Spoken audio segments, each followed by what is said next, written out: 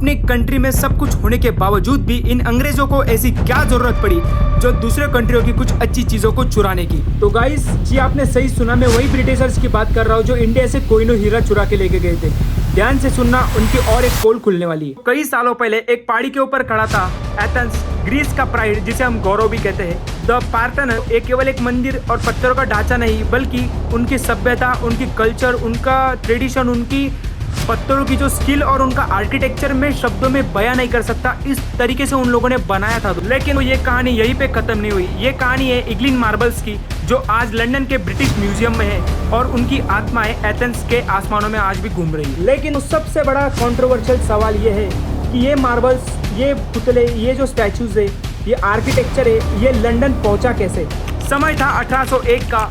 एक ब्रिटिश राजदूत थॉमस ब्रूच, जिन्हें आज दुनिया लॉर्ड इलिंग्स के नाम से जानती है, उस वक्त ऑटोमन एम्पायर जो साम्राज्य था वहाँ पे वो तैनात थे। उस वक्त ग्रीस ऑटोमन एम्पायर के अंडर काम करता था। तो यही से सारा बवाल शुरू हुआ। अंग्रेजों ने जो किया है, उनको जो पसंद आया वो अपने देश ले गए।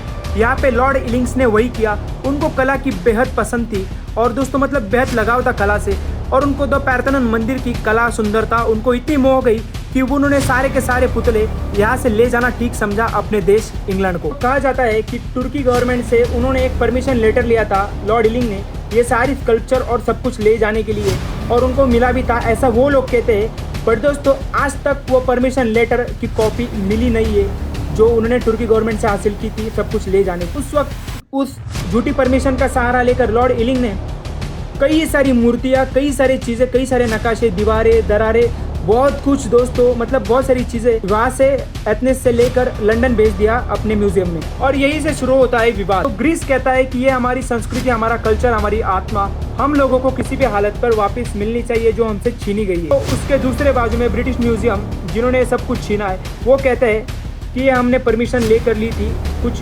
अमाउंट देकर, तो हम इसे कैसे रिटर्न कर दें? क्या सच में वो कला जीवित रह सकती है जिसकी आत्मा कहीं और शरीर कहीं और? तो मैं सवाल आपसे पूछना चाहता हूँ, क्या वो टूटे हुए हिस्से अपने कंट्री, अपने घर लौटेंगे, या फिर इतिहास हमेशा दो हिस्सों में ही बटा रहेगा?